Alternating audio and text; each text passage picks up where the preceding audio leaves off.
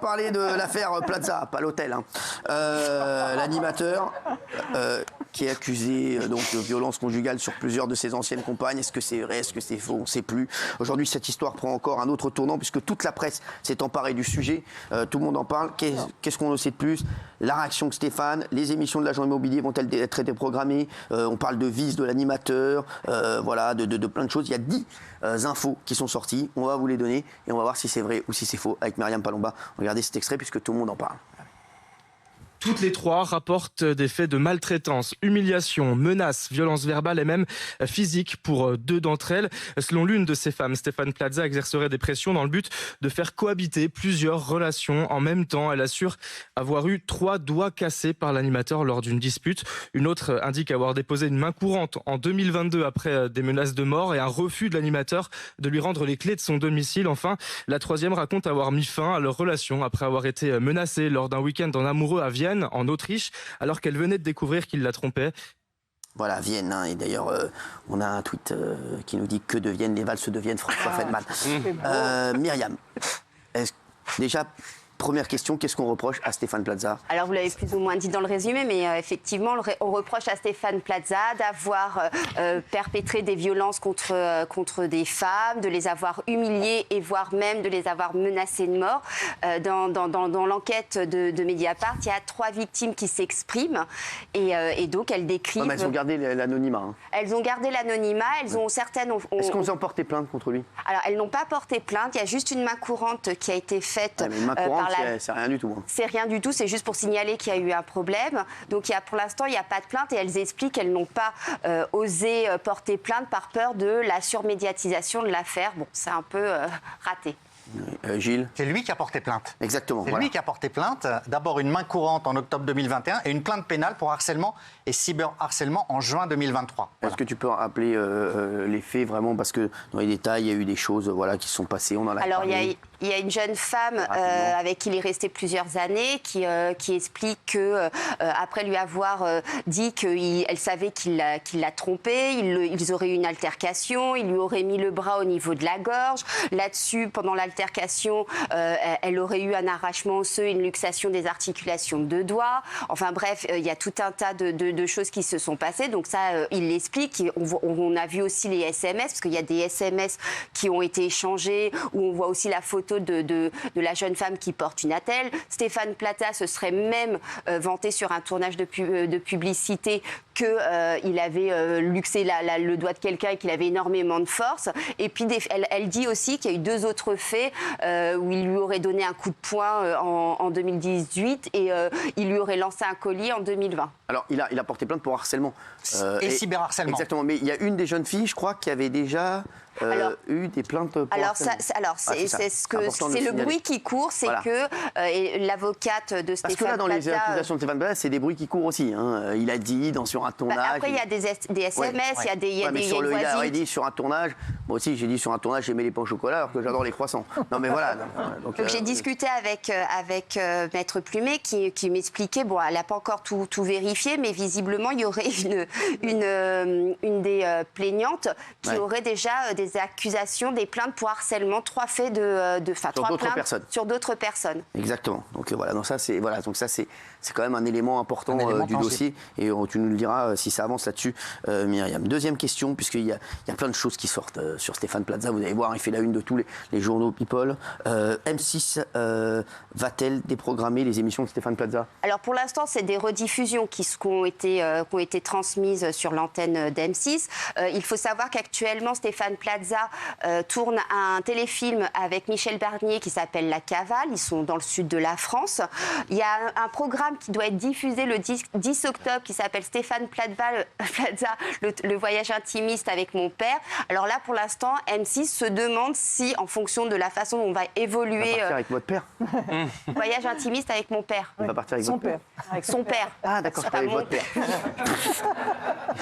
Et donc, donc voilà, il va notamment parler de sa mère dans ce documentaire. Justement, on va revenir là-dessus dans un instant.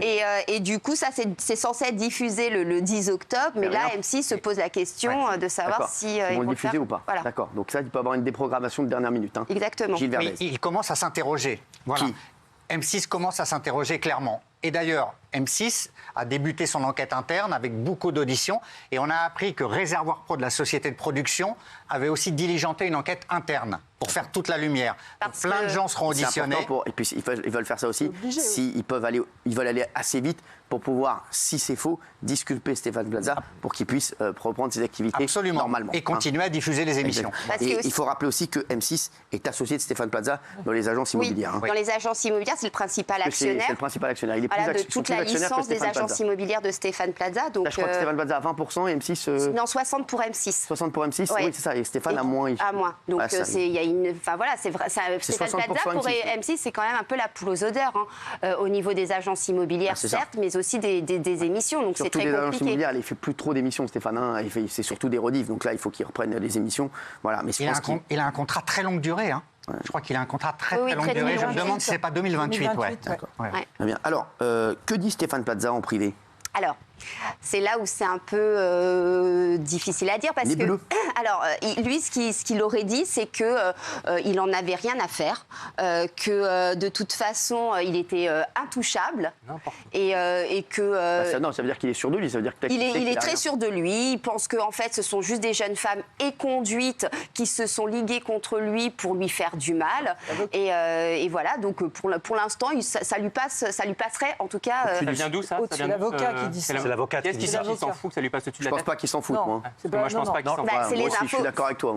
C'est les infos qu'on a. C'est l'avocat. Il y a des femmes éconduites qui, cette théorie-là, on l'entend, mais qu'il n'en ait rien à faire. Je pense pas, moi aussi. J'en suis même convaincu que non, je le sais. Oui, vous le savez parce que votre compagnon a produit notamment une de ses pièces de théâtre, donc il connaît bien. Oui, voilà. Il s'en fiche pas du tout. Non, il est touché, c'est sûr. Mais voilà. Mais en fait, ce que veut dire Myriam, je pense aussi, c'est que elle disait ça dans le sens où il est sûr de lui, il sait que voilà, pour lui, il n'a rien fait mal et qu'il est assez sûr de son fait. Voilà, ça va être horrible. Comme Luc Besson nous le disait cette semaine, il nous disait voilà, moi j'étais touché par tout ce qu'on disait, mais je savais que voilà, j'étais pas j'étais pas en tort.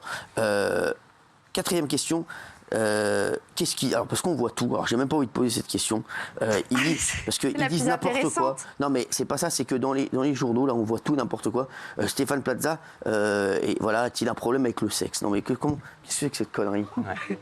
Non, mais c'est vrai. Alors, c'est pas avoir un problème avec le sexe, ce que ces journaux expliquent, et aussi à raison, il faut quand même pas non plus exagérer, c'est que c'est vrai, Stéphane Plaza, sur les tournages, il est hyper lourdeau. C'est vrai qu'il il branche des meufs. Il branche des femmes. Il branche tout, d'ailleurs, même moi, il m'a branché, Stéphane. Ben oui. Je vous dis, je l'ai débranché direct. Il ferait des blagues salaces.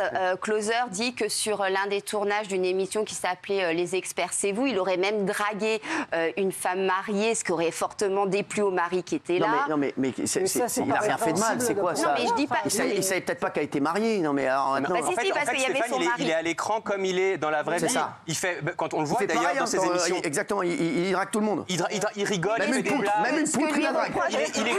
Il est complètement hétérosexuel. Il va me faire des blagues pour rigoler. Genre je te drague. C'est son personnage. Donc ça peut paraître lourdeau, ça je veux bien l'entendre. Mais de là à ce qu'on fait la même chose, Hugo et moi, tous les deux.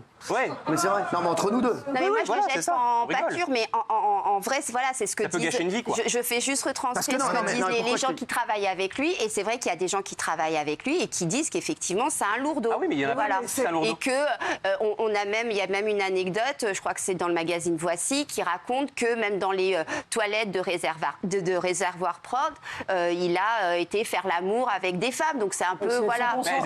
Elles étaient consentantes. Non, mais je dis pas qu'elles n'étaient pas consentantes, mais voilà. Voilà, après, moi, j'avais juste envie de faire pipi, je suis passé là. Pas aimer tout le monde. Malheureusement, voilà, je dis bon, excusez-moi, s'il vous plaît, merci. Mais non, mais c'est vrai, voilà, mais c'est rien de grave. C'est rien de grave. Non, mais c'est vrai, qui ne l'a pas fait?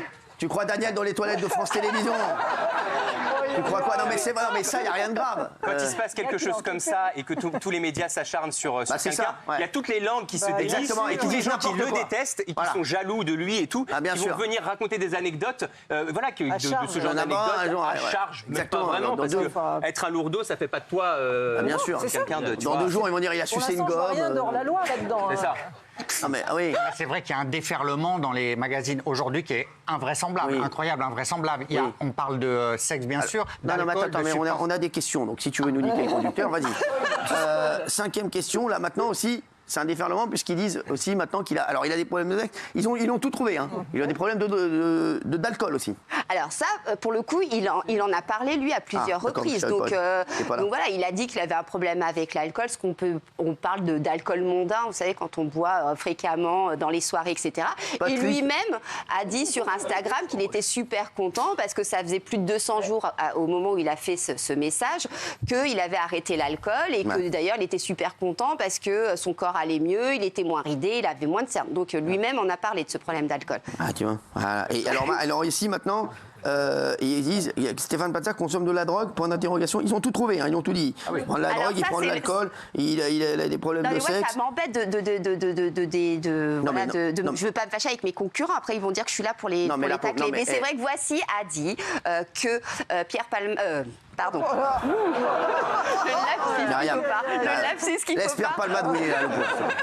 Non, mais voilà. Ne le mets pas dans toutes les sauces non plus. Non, mais justement, c'est pour ça que j'ai fait un lapsus. C'est parce que dans Voici, il raconte que dans son appartement, voilà, il utiliserait de la drogue et que d'ailleurs, il aurait fait des soirées avec un célèbre humoriste. D'accord. Avec la drogue, c'est un cocktail explosif qui peut lui faire péter les plombs, ils ont dit. Voilà, et qu'il aura un de ses ex-collaborateurs. Il y a toujours des ex-collaborateurs, on ne sait pas qui c'est. Ou un proche, il a dû le voir une fois, il lui a dit... C'est faux. Alors, c'est faux. Qu'est-ce qu'il y a ? Désolé, c'est faux. C'est faux. Moi, j'ai passé des semaines entières avec Stéphane. Je sais très bien, il ne prend pas de drogue. L'alcool, oui. Bah, comme plein de gens, parfois on peut avoir des moments de vie, on a des problèmes avec l'alcool, ça arrive. Mais Stéphane ne prend pas de drogue, donc ça c'est de la... Mais après les mecs, il fait ce qu'il veut à la limite, non ? Oui, mais autant dire la vérité, quoi. Tant qu'à faire. Quand c'est pas vrai, c'est vrai que ça salit une image, quand même. Exactement. C'est pas cool. C'est vrai. Stéphane Plaza a-t-il perdu pied avec la mort de sa mère ? Alors ça, c'est vrai. Ça, c'est plus important. Ça, c'est très vrai. Alors sa maman est partie en 2016 d'un cancer. C'est la pire épreuve de sa vie. C'est la pire épreuve de sa vie. Il en a même perdu la voix à ce moment-là. Il a mis très longtemps avant d'accepter de faire le deuil. Donc il en parle énormément. Et c'est vrai qu'il était très, très proche de sa mère. Et comme il a fallu en plus l'accompagner jusqu'à sa mort, et qu'en plus, il a fallu lui mentir en lui disant qu'elle allait s'en sortir. C'est quelque chose qui fait beaucoup culpabiliser Stéphane Plaza et qui l'a mis mal pendant très longtemps. Et d'ailleurs, sur Instagram, tous les ans, il poste un message en l'honneur de sa maman. Voilà, alors après, d'autres questions. C'est facile de travailler avec Stéphane. Oui, moi, j'ai jamais travaillé avec lui, mais j'ai jamais travaillé tout court. Donc. Mais bon, c'est plutôt quelqu'un de jovial, voilà, d'amusant, etc. Après, c'est vrai qu'il se dit qu'il est parfois incontrôlable et que effectivement, ces blagues un peu lourdes gênent certains candidats et même des gens sur le plateau de tournage. Non, il y en a qui prennent sa défense, dont Laurent Ruquier. Alors oui, Laurent Ruquier a pris sa défense. Il y a tout son entourage qui le soutient énormément. Sa productrice Pascale Albertini a démenti aussi fermement les accusations. Il y a Karine Le Marchand qui est évidemment sa grande copine qui le soutient. Parce que Karine Le Marchand, forcément, elle est au courant si... Oui, Karine Le Marchand. De quoi si ça c'était. Oui, ouais, ça. Comme si moi, Daniel est au courant. Ah oui, ils sont très proches. De toute façon, quand il a des coups de mousse, c'est chez elle qu'il va dans le sud se reposer. Enfin voilà, ils sont très très proches, effectivement. Donc, qui pourra avoir. Oui. Je voulais juste dire que, en fait, même si c'est quand il arrive quelque chose comme ça à ton ami, s'il a fait de la merde, on le défend pas à tout prix. Là, s'il est défendu, c'est parce qu'il y a des raisons. Je ne pense pas que des personnes comme Karine Le Marchand ou Laurent défendent juste comme ça parce que c'est l'ami et qu'en fait, potentiellement, c'est vrai, c'est faux. Il y a beaucoup de choses qui sont fausses et c'est pour ça qu'ils le défendent, pas uniquement parce que c'est un ami. Voilà, on ne défend pas toujours ses amis. Quand un ami fait de la merde, parfois, on ferme sa bouche. Oui, il y a notamment des accusations liées à une personne qui serait manipulateur, presque gourou. Quand vous lisez les trucs, vous avez l'impression d'un gourou. C'est le love bombing, c'est-à-dire qu'il dit aux femmes, vous êtes génial, et après, il les détruit. Voilà. Ça, de la vie de ses proches, moi, je sais que je l'ai côtoyé aussi. Encore une fois, on ne sait pas ce qui se passe en privé, mais j'ai jamais vu de sa part, avec d'autres gens ou avec lui, comme ça, une volonté de manipuler. Vous voyez ce que je veux dire ? Oui, mais tu peux pas le voir en allant à boire à Diabolomante. Non, mais je dis pas ça, mais c'est pas. Non, mais là, quand vous lisez, c'est un déferlement de c'est un manipulateur, un gourou. C'est ça que je voulais dire. Voilà. Alors, est-ce que des poursuites judiciaires peuvent être possibles ? Si elle porte plainte, oui. Donc là, non. Là, concrètement, il n'y a pas de... Mais par contre, lui peut les attaquer. Elles n'ont pas l'intention de porter plainte. Non, elles n'ont pas l'intention de porter plainte. Donc c'est là où c'est un peu bizarre, parce qu'on se demande quel est le but exact. Par peur d'être surmédiatisé, mais c'est un peu raté. Donc c'est un peu raté. Donc c'est vrai qu'on se demande pourquoi elles n'ont pas porté plainte. Comment vous le sentez, vous, cette histoire? Est-ce que vous pensez que ça va s'arranger ou pas? Oui, ça, comme tout, tout s'étouffe, tout file. Ça fait l'actu là maintenant. C'est vrai que ça fait la une de tous les magazines People parce qu'il y avait certainement pas beaucoup d'actualité à ce moment-là. Mais bon, après, voilà, il faut laisser quand même les enquêtes internes se faire. Et je crois que c'est très important aussi de, malgré tout, d'écouter ces femmes et de voir. D'ailleurs, il y a une enquête. Il n'y aura pas de suite. Vous pensez qu'il va rester? Non, je pense pas qu'il y aura pas. Il y a très peu de chance. Même Matouf. Allez, merci à tous. Bon